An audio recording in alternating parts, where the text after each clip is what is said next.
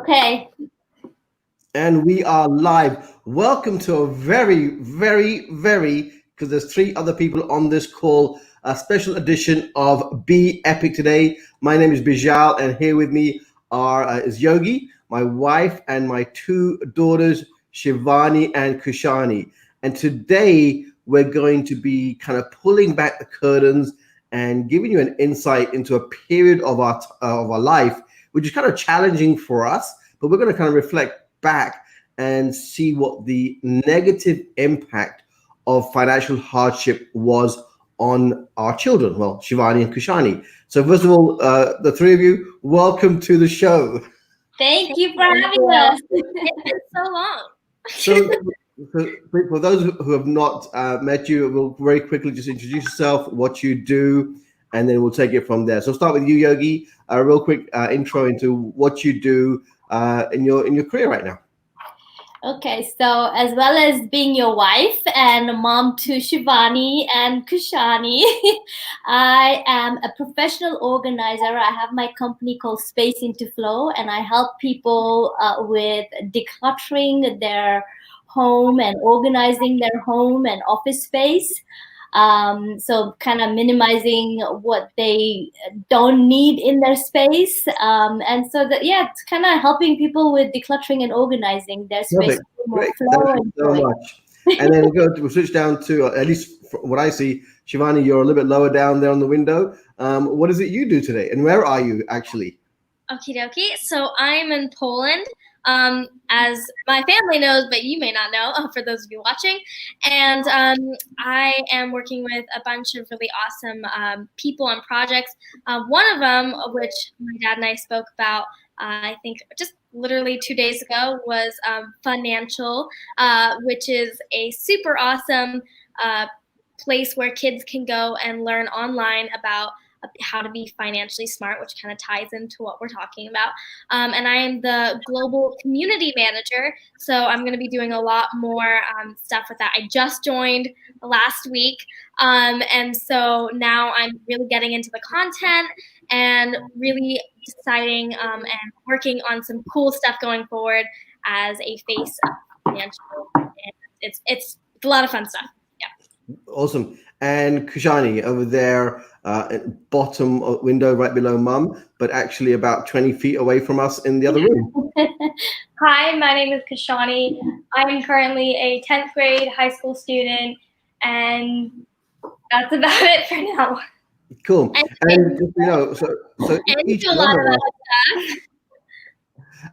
stuff. but you also have your own income streams, and we'll talk a bit more about that because it really ties into the theme here. So you actually have, you're a a babysitter in the neighborhood. Maybe we call you a super babysitter because you really are very good. But you have your own income stream. You make your own money. So it kind of ties back into today's theme. So to put this in context, I'm going to have to kind of give you a little bit of history into our lives, and this is not about the what happened, but I think it's important that you have some idea of how I got the family into the financial mess on more than one occasion. And I take full responsibility for that, even though I often say it was because of circumstance, but it's basically because of decisions I made that we found ourselves in some of these challenging situations. So kind of going back to childhood, I grew up in a kind of maybe an upper middle class family. I never recall ever going through financial challenges as a child. So I was a little bit kind of ignorant to money issues growing up. Whatever really I wanted, I kind of got. I wasn't spoiled by any means, but it never occurred to me that my dad never said no. For most things. If I wanted the Scale Electrics, this was a one of those racing car sets on tracks and stuff. I got it. So that was kind of my childhood. So I think going into my and plus, but the other thing was I was never taught really anything about finances, even through school, through my parents, and even going into kind of young adulthood. But in '92, I found myself in the personal development space, and you kind of develop this mindset of you're going to make it, you're going to make it win, big. And I think that overtook a lot of financial sense for me. Like I definitely didn't have much interest in finance, and through my 20s and even 30s. But in 2000, in the year 2000, I got married in 96, and then in 97 we moved to Chicago, and we're doing great. You know, we had a home in the UK, we had a home in Chicago, and then we moved to San Diego. We're about to buy a home there, and then I started to make some huge financial blunders, right? But it was around the fact that in 2000, around 2000, 2001, got into partnership. Some things happened. My partner wasn't very forthright with the real situation that was happening. And to cut a long story short, we found ourselves basically close to broke. We couldn't afford to pay the mortgage on our homes around 2002, 2003. So we had to take people into the home just to pay mortgage. But anyway, things were going downhill dramatically. And in 2003, we had to sell our dream home in Carlsbad. And really from that period on, right through to about 2010, really about a decade ago, we as a family went through challenges. Now, when this started, Shivanii was literally just born. And when this period ended, Shivanii was, I think, around 10, and Khushani was around 5 or 6. Now, that doesn't mean that the story ends there, but that was a core time period that we as a family went through challenges. Again, we faced even more challenges over the last 5 years as well. So we had this in-between moment when we're actually in India where money was not a challenge. So between 2010 and 2015, money wasn't a challenge. We didn't have a lot of it, but circumstance again allowed us to live a more global lifestyle, travel more freely, because we had no debt, we had no big spend on a rent or mortgage or insurance. So we were able to put some of that money back into lifestyle, not lavishly, but conservatively. But we still, traveled, all over India and the Far East. But before and after, there were some key things that happened that put money matters at the forefront of our family relationship.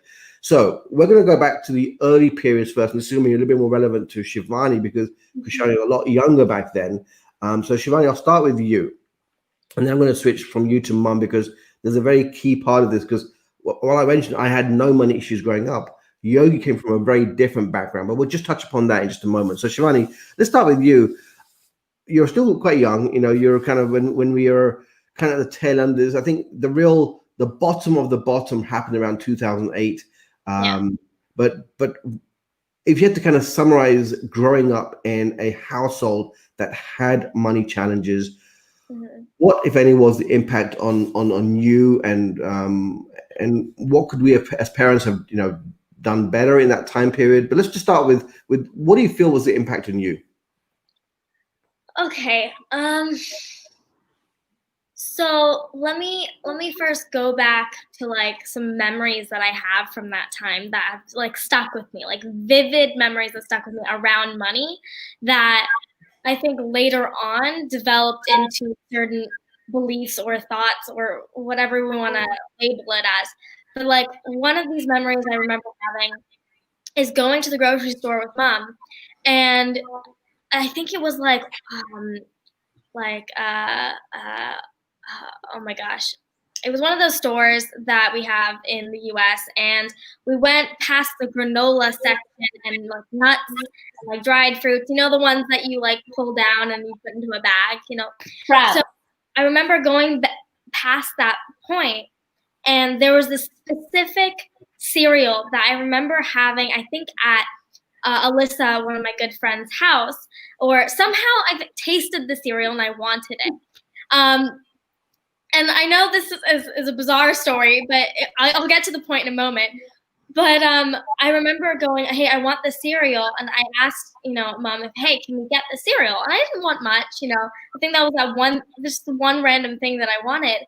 And she looked at me and she said, we can't do that right now. And we carried on.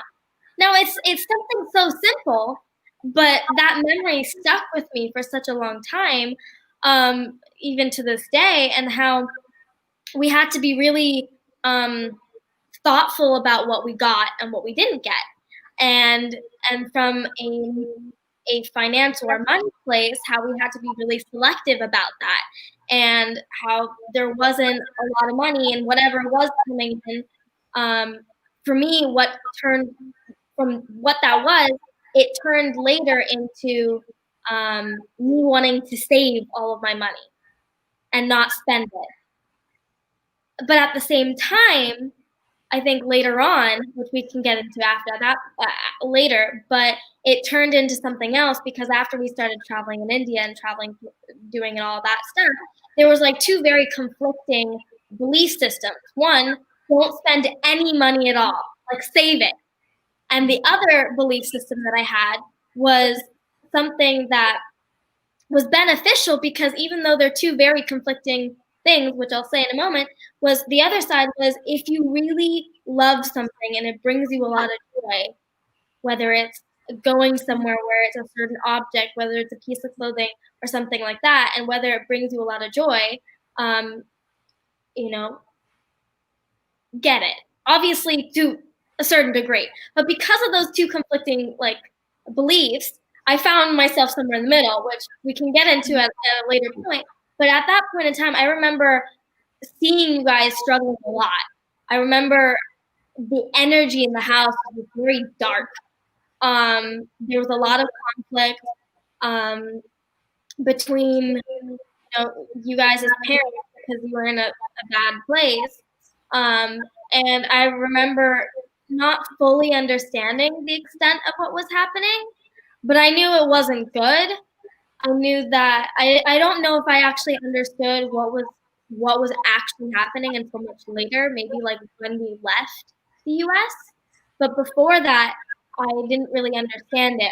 All I knew was we weren't in a good place, and that I got a lot of clothes from friends, and I couldn't get the best of things that I wanted, or even not even the best, the minimal things. But I just knew that it wasn't where I wanted to be growing up.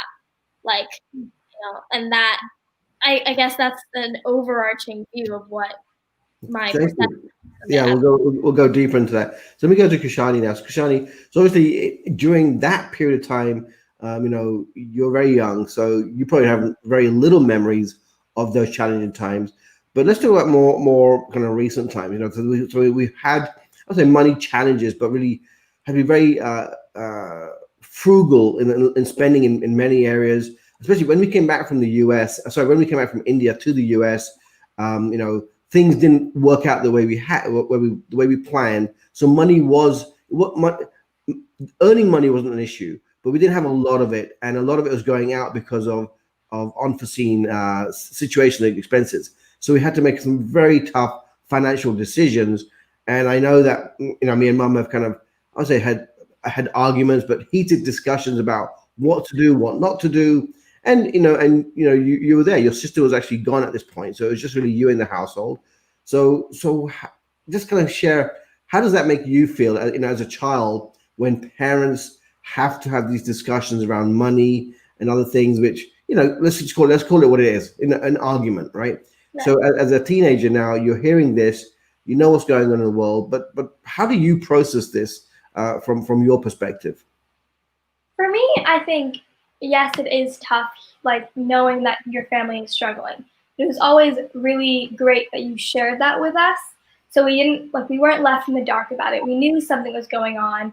We knew you were going through challenging times, and it allowed us to be a lot more conscious with our money. And similar to my sister, it did put me in a place of always wanting to save, always thinking, okay, what am I going to do with the money I'm getting? I'm not going to just go spend it on useless items that I'm not really going to value for long. So I've saved most of my money because of seeing what you guys have been through and understanding that having money is important.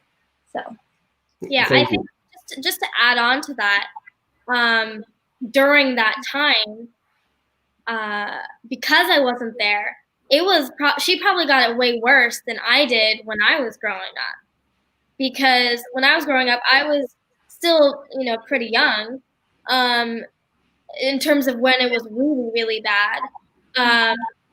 And so what age were you? Like 13, 14? I'm like 10. 10? Yeah. Okay, so you were 10 years. Wow.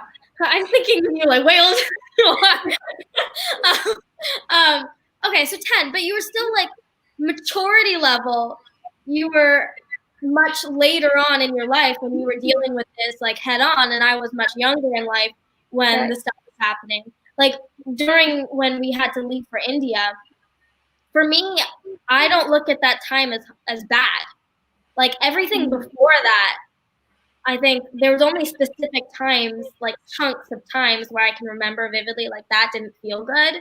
But getting towards the time we were leaving for India, that time I had like no issues. Like, yeah, we weren't doing great, but that time wasn't an issue for me.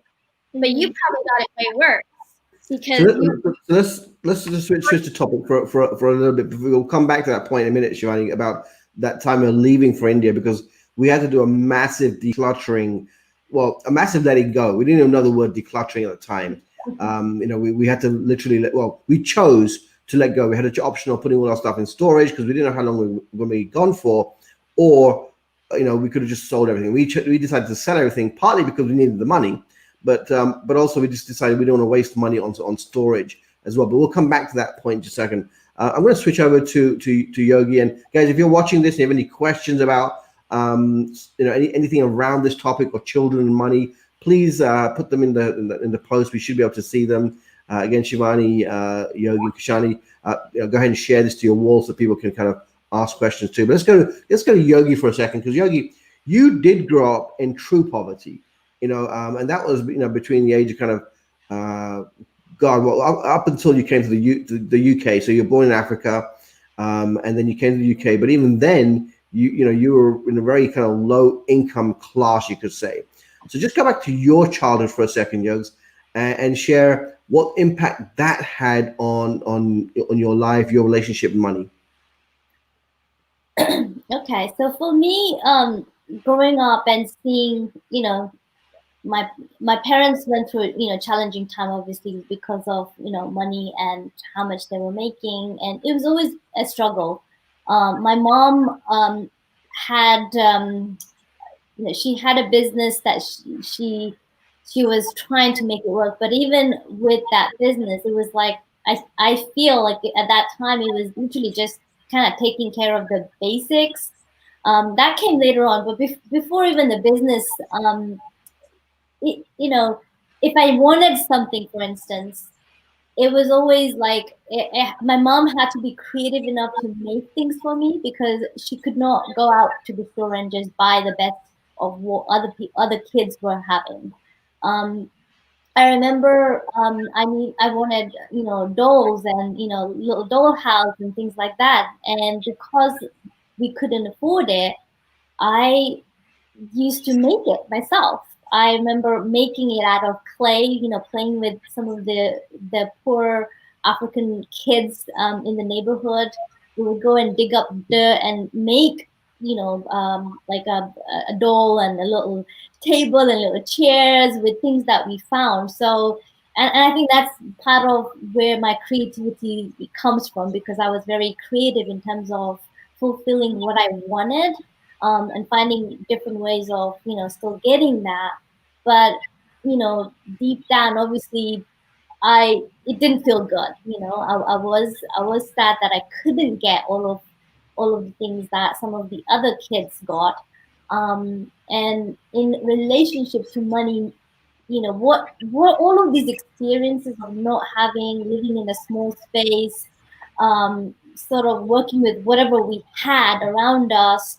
I think now or in the future, I was more money conscious. So my spending was always like, okay, again, it was very similar to the girls. I have to save the money if I did have anything come in. If I go out to buy something, there was guilt attached to certain things sometimes. So I was like, okay, if I go get this, and especially when I wasn't working and earning, and I was spending, like, even though it's family's money, I felt guilty. So there was that guilt aspect that kind of played a role. So you tell me about, there's one particular story that you've mentioned, that you were in high school, I believe, and this was the time when oh yeah, trainers or sneakers, as maybe they're called in the US, You didn't. Well, tell the story of what happened. Yeah. So all your friends were buying new trainers. Right. So in high school,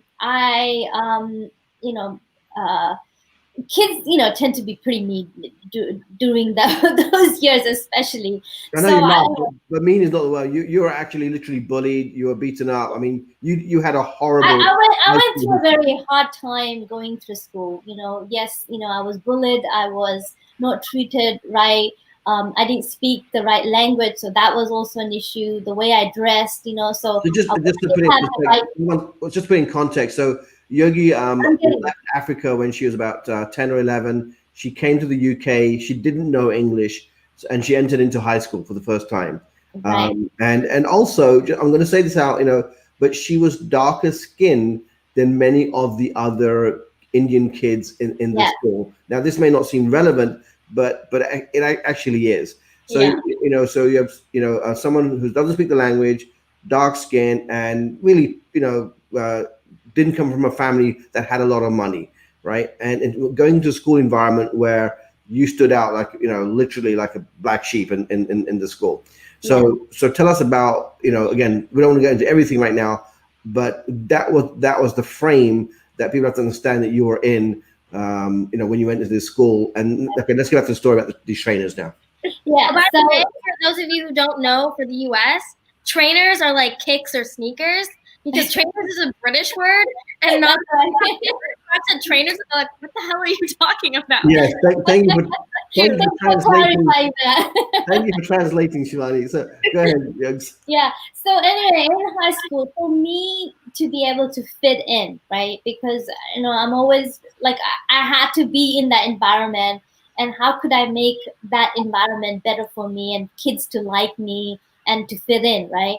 So I knew that everybody had this, nice Nikes and Reeboks and Adidas and all these designer brand trainers that everybody, or soccer shoes or whatever you want to call them, which if you didn't have them, you weren't like one of the popular kids. So I had gone to a store to actually see how much they cost, and I'm just looking at the tag, and I think it was like £50, which was a lot of money at that time. No, sorry, it was £70, and I was like, oh my god, this is like so expensive that I can't even bring this conversation to my mom to tell her that this is what I want, right? And I kept going back and forth into that store looking at that same pair of shoe, and for a long time, until it went to until it got to a sale, and that's when I was able to get it. But this is how I did it. So my mom used to give me some money for my lunch, and after school, like if I wanted to go get a little something. So that all that money that she gave me, and it was to actually feed me and nourish me.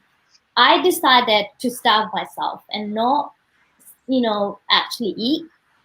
Instead, so essentially you basically skipped lunch for 50, 70 odd days to buy these trainers. Yes, right? and I waited, and that's why I kept going back in the shop. And then as soon as that price dropped on that shoes, okay, I suddenly saw value, okay, because it's on sale. So even now, like like when you go for items, when you're buying things on sale, okay, they become more valuable because you're getting a great deal, right? The perception is it's more valuable, right? I mean, a lot of it is marketing tactics and stuff.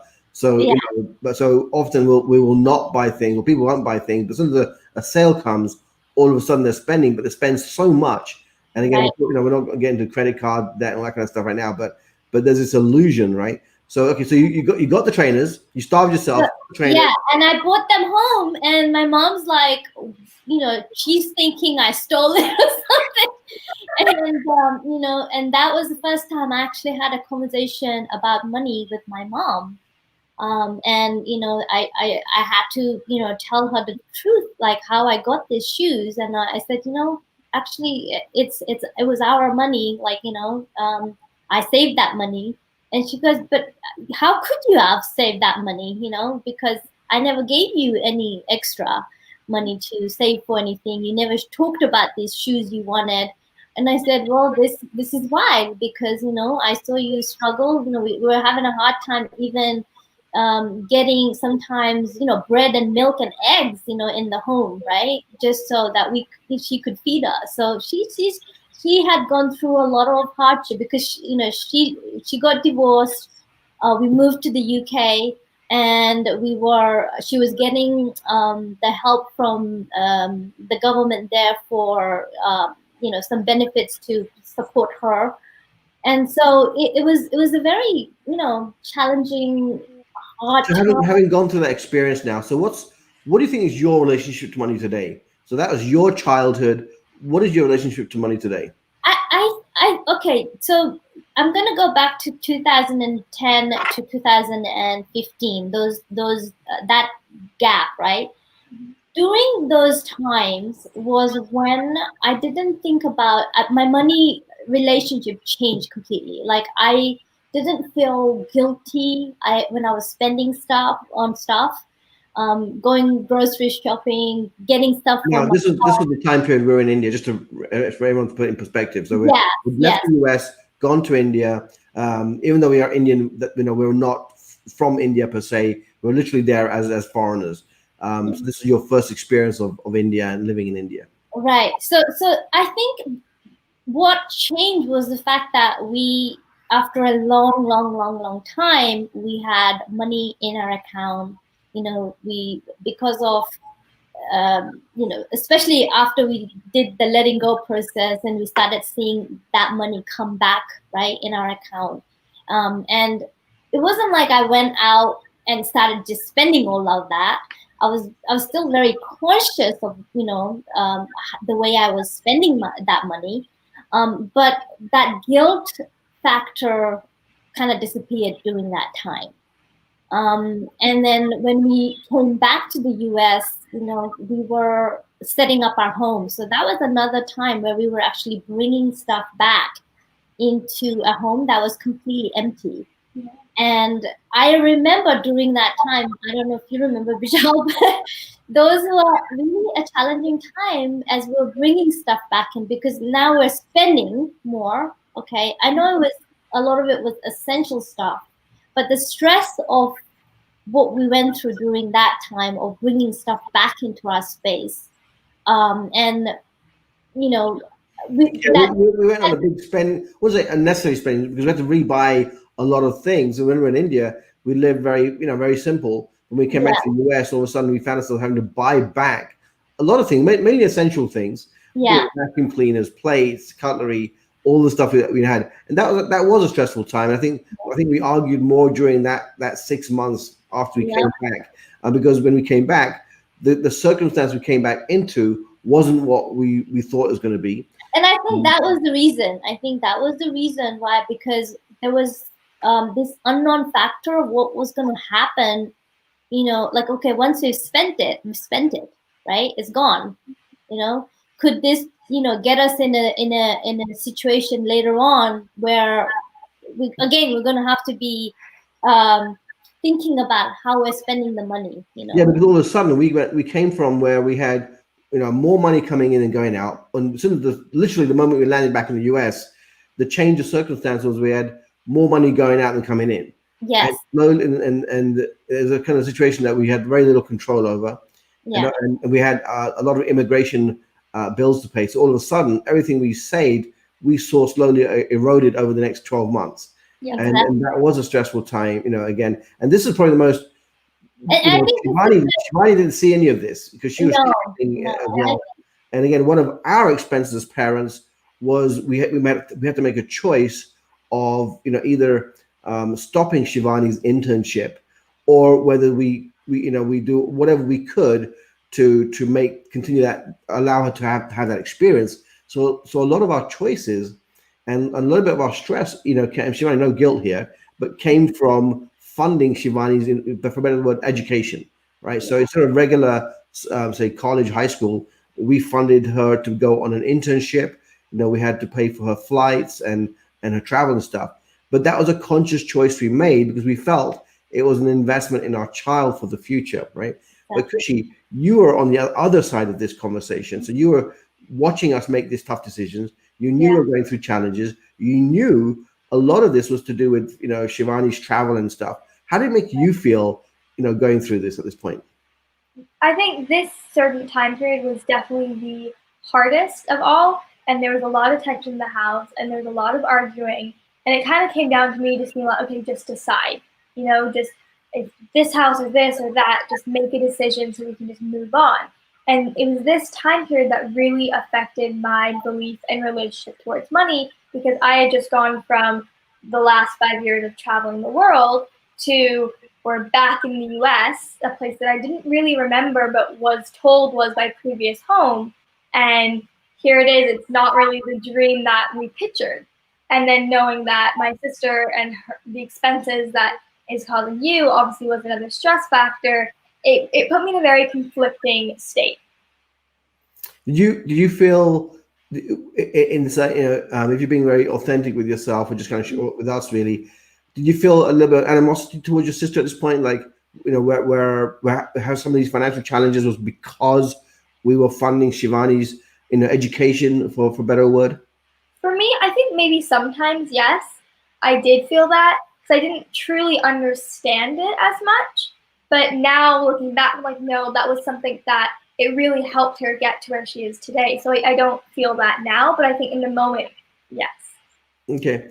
And I don't think we've ever really hid as parents. I don't think we've really ever hidden money challenges, from you. We may have not kind of involved you early on in the discussions because you're simply too young. But definitely over the last 5-10 years, because we've been back now 5 years here in the US, which is unbelievable to even think about that.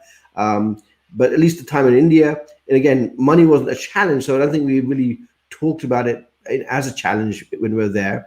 But what we did do though when we were in India was we exposed you to people who are even less fortunate, right? So you got to see the good, bad, and ugly during the 5 years.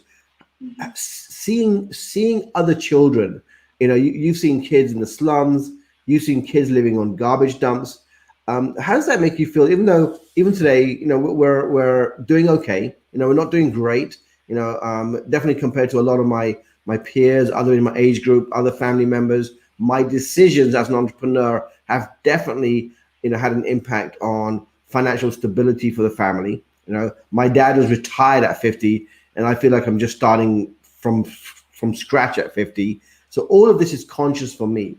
But for you, having seen the good, bad, and ugly, having seen kids play in sewage water, having seen kids play on garbage dumps, what's the impact of that experience on your relationship to life and money?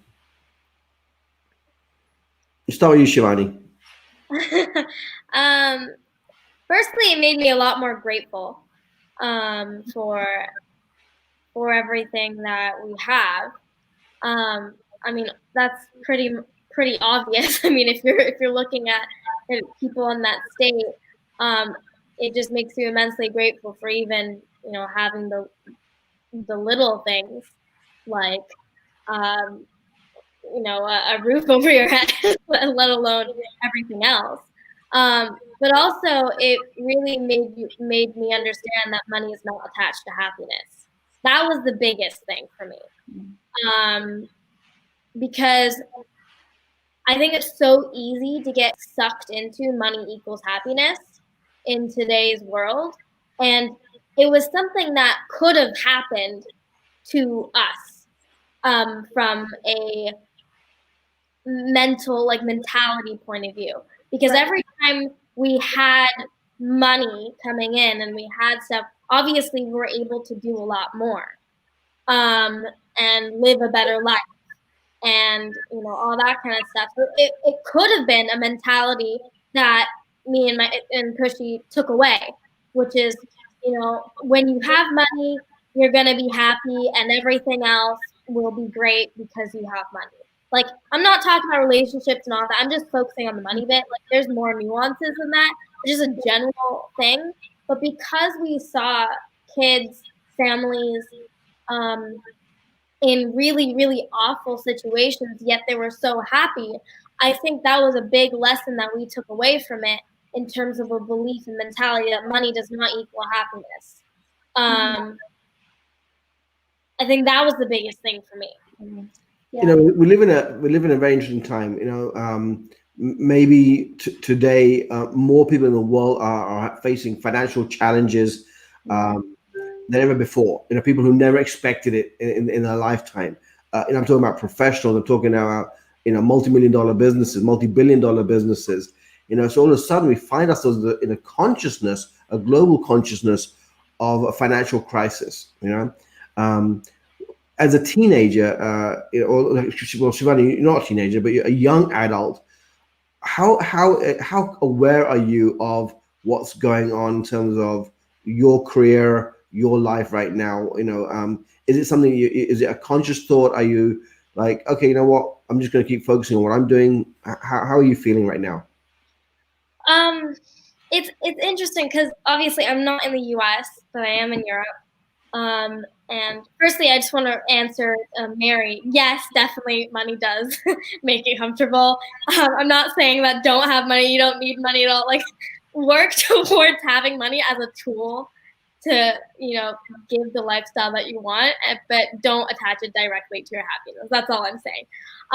And from the question you just asked me, Dad, I think that it's easy to disassociate with what's happening in the world, especially given that a lot of it is in the U.S. Like I guess I hear more stories about the financial issues and people losing their jobs and things that are shutting down and all that kind of stuff. And I think it's very easy for people to get sucked into it.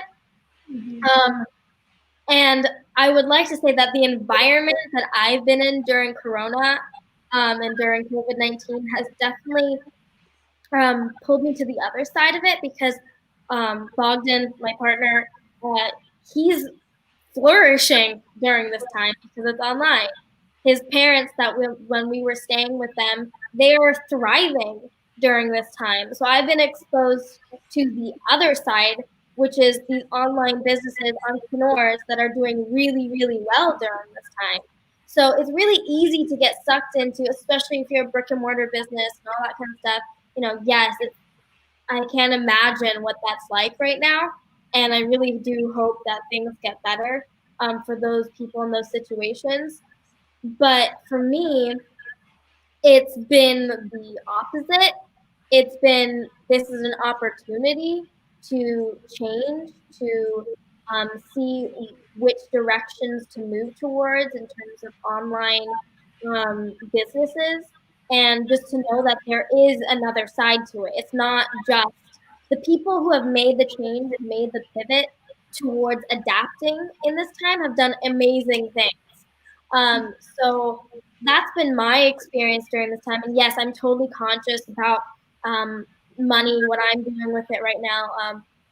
Very early on into our relationship, because obviously we're in a relationship now where Bogdan and I are in a relationship now where money is a us thing. It's not just a you and I thing. So we've had to figure out what systems work for us and how we want to go. That is also very aligned with both of our mentalities. So my mentality is very much saving, and his mentality is reinvest. He does a lot of reinvesting. At times, I'll ask him, like, hey, how much money do you have in the account? And he's like, 0. I'm like, what the? Like, what the? So this is fascinating. And I think this is a lesson maybe I'll pass on to both of you.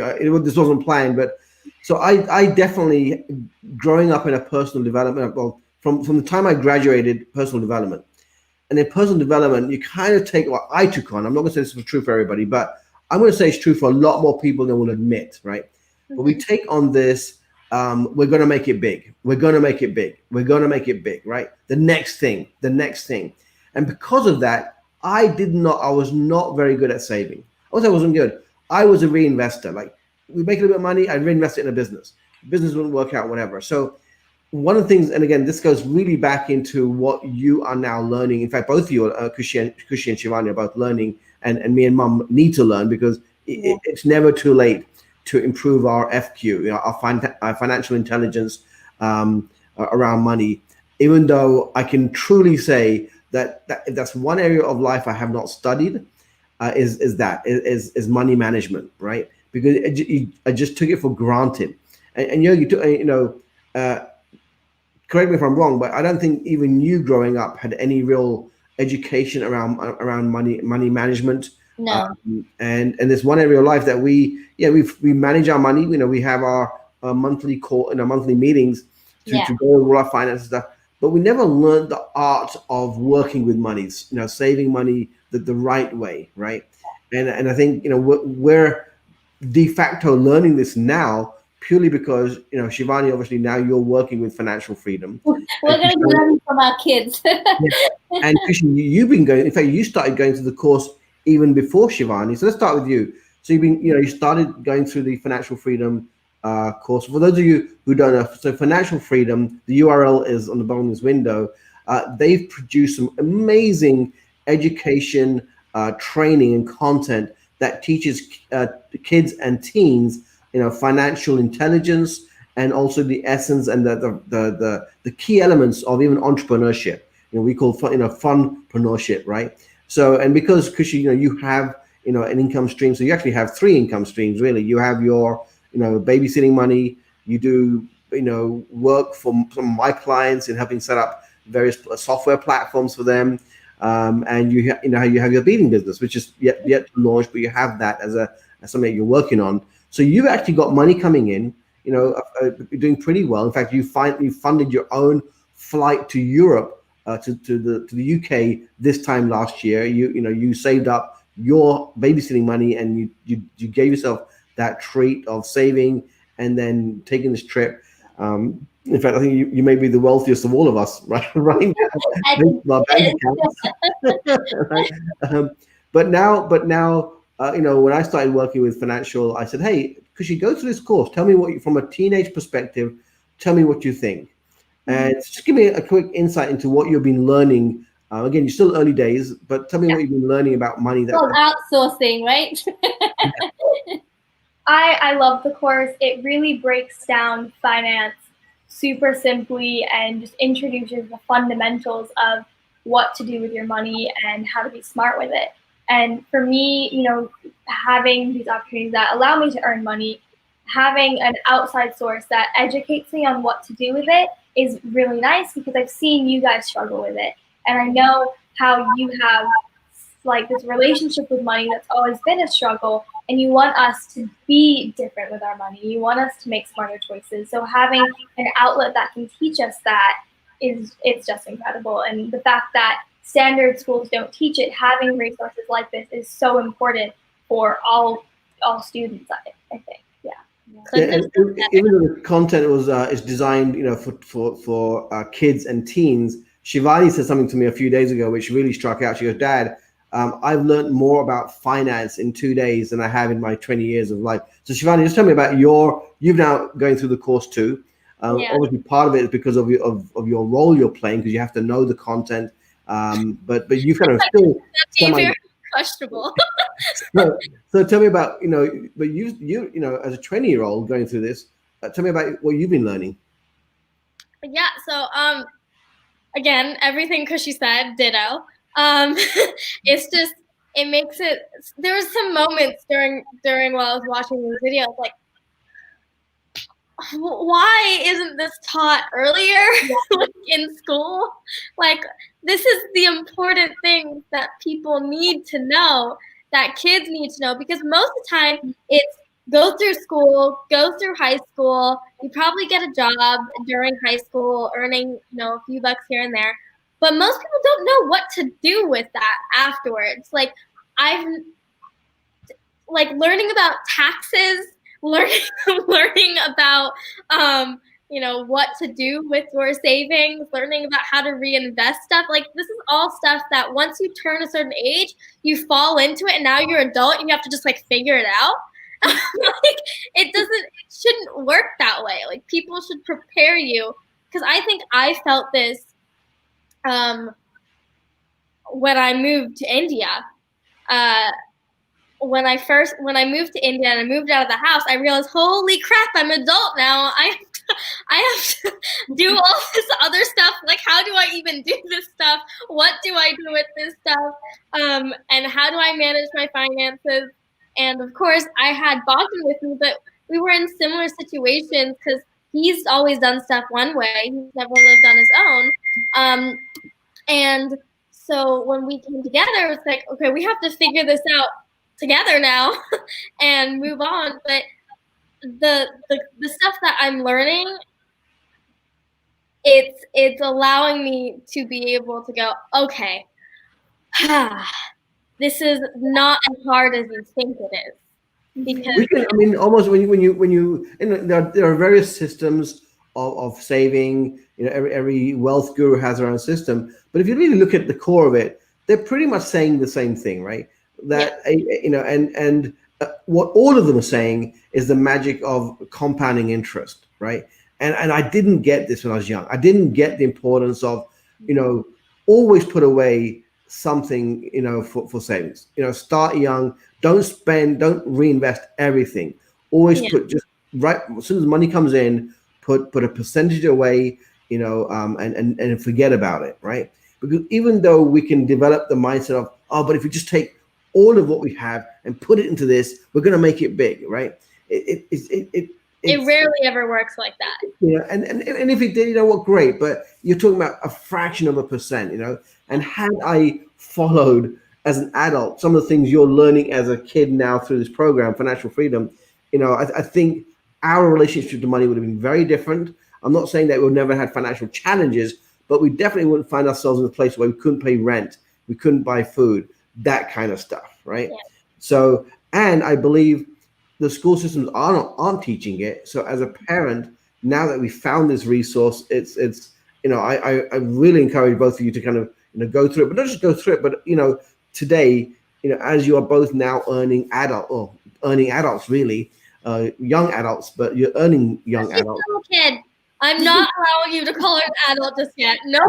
It's following these principles, because if you make this a habit today, right? I truly believe that the challenges that myself and your mom have faced, you won't have to face them anywhere remotely in the same way, and you'll have a better financial mindset or intelligence about what to do when things do happen.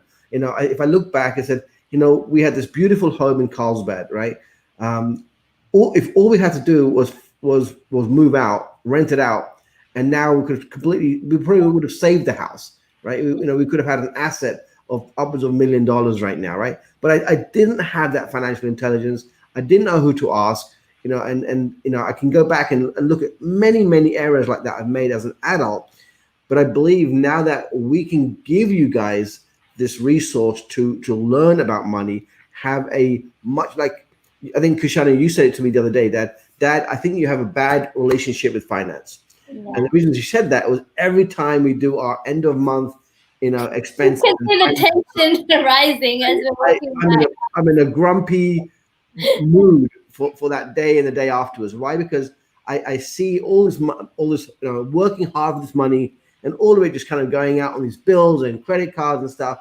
And it makes me sick to my stomach that here I'm at 50, and I'm nowhere close to comfortable financially. And it just, if for me as a parent, it feels like I've let my family down, right? That's how it feels every time I have to look at it. But you told me that, Dad, you need to change your relationship with money.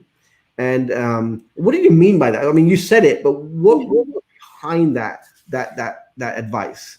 I've always seen you, like, when you talk about money, it's always like, okay, I need to teach my kids how to not be like me when it comes to money, because you struggle with that. And I'm always like, I understand that you want us to do better in that sense, but I think it's so important for you to understand that just because of past decisions, it doesn't control the future of how you and your relationship with money is going to be. Yeah. No, that's a drop the mic moment there, Khushani. It's like it's a teach the adult something. So folks, if you're watching this, look, something that we chose to do, and as a family, that we never hid things from our kids, the good, bad, or the ugly. As they got older, we would include them in our money decisions. Again, good, bad, or the ugly. So I'm not saying that what we did was right or wrong. I'm saying that I feel it's a lot better to be authentic with your children. I think there's a way of teaching your children, a better relationship to money than sometimes we find ourselves in, purely because of circumstances and situations. I think the younger they are, when they start developing a healthy relationship with money, will put them on a much better path towards their own success. There's another question here from Mary. When you were relocating, did you buy all new stuff when we came back? So Mary, when we came back from India back to the US, we were looking for secondhand stuff, but for some reason, the stuff that we were finding here in Vegas on Craigslist, I think at that time, they didn't have Facebook Market at that time. Yeah, and Craigslist wasn't as popular as it had been in California, so we couldn't find stuff like that. So yes, we did have to spend more money because we knew that we could get things on discounted, pricing, used items, and we were okay with that. But we just couldn't find it, so we had to spend more money than we, thought we needed to. Yeah. I just want to add something. It got to a point, like decision-wise, Bogdan talks about something called decision fatigue, when you make too many decisions and then at a certain point, like you just can't, you just like whatever at this point. I remember vividly, me and Dad needed to go out and buy a vacuum. And we buy a vacuum. And normally people go in and look at, okay, what are the things that you look for in a vacuum? You look for probably like how much, like what's the suction capacity? Like, is it, what's the wire length between the wall and the vacuum? Like all that kind of stuff. We made the decision to buy a vacuum based on the fact that it looked like R2-D2. That is it. That's too many decisions being made, and then we just like giving into something that, and it turned out to be a decent vacuum, but it was just a very funny thing that I thought I would mention about how many decisions we actually had to make, and I wasn't even there for most of them. But yeah, you were traveling, and that just happened to be the one that you were involved with, and R2V2 yeah. won the day. So any last words you want to kind of share with folks who may be going through a challenging time today? Because look, we've been there. I'd like to say we've got through it, even though challenges will come and go as they will in life. But anything you want to say from a young adult children perspective, that really giving advice to the parents who might be so over concerned with how this might be impacting my kids, what will happen, what words of advice would you share? I think I would be open. I would discuss with your children what's going on. One thing that I think is really important is not to bring your own shit into it, because when you're having these conversations, come from a place of, here are the facts, here's what we know about money, here's what, come from that space, and not from a all of your baggage space around it, if you do have financial baggage. Because whether you like it or not, I think Khushani and I can agree that when there have been certain times where we've seen or had conversations about money, and it's felt really heavy and dark because of the past experiences, even though it wasn't as catastrophic at times, but it felt that way anytime you brought up money. Like, even today, I'm getting over about like asking for money, or even just like saying, here's the date that you need to pay me that we agreed like 2 ages ago, because it's just been, there's so many things that I've had to work through within myself about money and all that stuff. But I think if you just have open conversations, remember that money is not a dark negative thing, because a lot of the time in the U.S. especially, I mean, look at the debt in the U.S. It's crazy that a lot of people are in debt, but it's okay to have these conversations with your family and give them the facts. Like, here's where we are. It's not great, or if it is great, that's awesome, but make sure you're having open conversations about it. And that's something that Bogdan and I agreed upon very early on.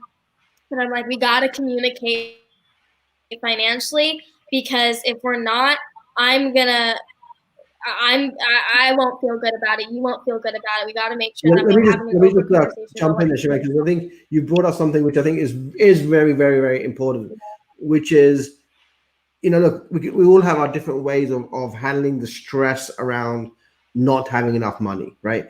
I mean, it is a tough situation when you don't have money coming in, but the one thing I think is to really be aware of the impact on relationships with people in the family, whether it's you and your kids or between husband and wife, and to be on the same page, when possible, because the moment we have differences, especially between husband and wife, is when it goes from a challenge to a deep-rooted problem.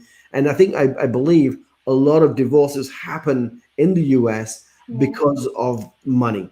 A friend of ours, Angie Granger, another financial advisor, she did a whole study on this subject, and money is one of the biggest reasons that people actually get divorced. And so learning how to have conversations, learning to be open, learning to resolve differences, finding a compromise, no matter what the challenge is really critical for getting through. If I say if there's one thing that we did well as a family, or at least well as parents, was that myself and Yogi were always on the same page, good, bad, or ugly, right? Yeah. And I think, maybe that's one of the things we did do right, even though we may have argued. Making decisions around money, like, we discussed it, and sometimes talk to our kids about it as well. Like, okay, it wasn't a separate conversation or just my own decision to, okay, I'm just gonna go do this.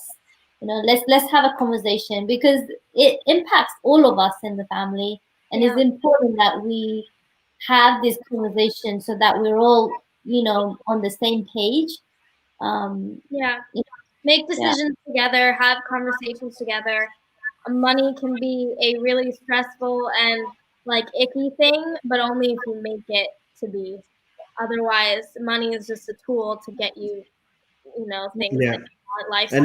And a friend of ours from India, Meena Gupta, she shares that, even they share their financial, current, situation, problems, challenges with the two daughters, so that the kids do understand why we make certain decisions. So when we're saying no, not now, the kids have at least a better understanding. They may not fully understand it, but at least, as they grow up, they'll have hopefully a better appreciation of why.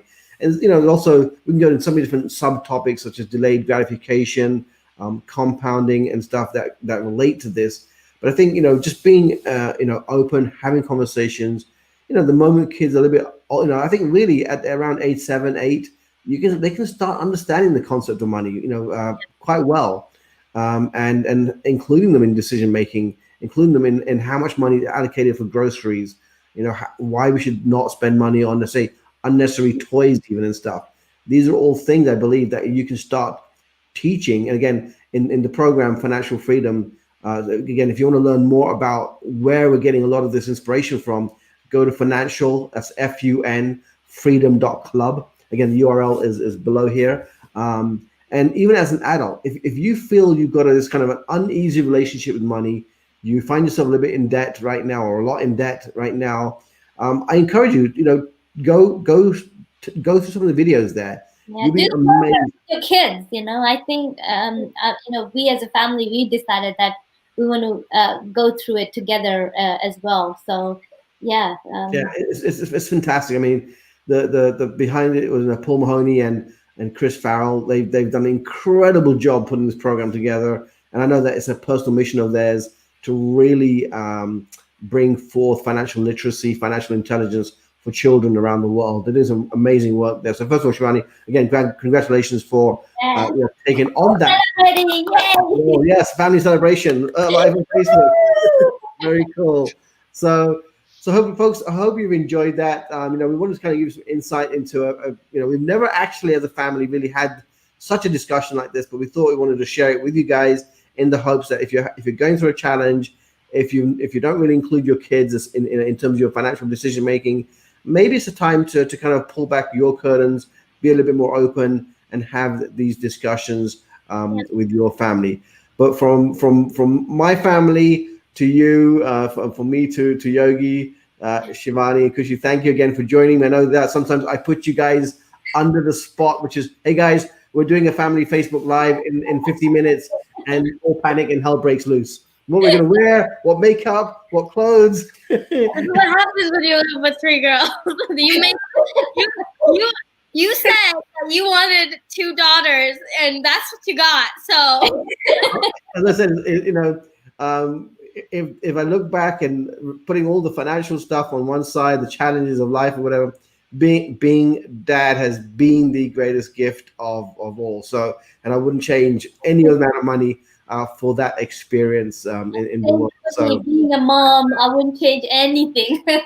I would go through this 100 times to have both of you as my daughters. So anyway, with that, before tears start rolling down faces and stuff like that. So guys, this is on this show, the way we say goodbye is a 2 hands up like a B, and we go buzz off. Bye for now.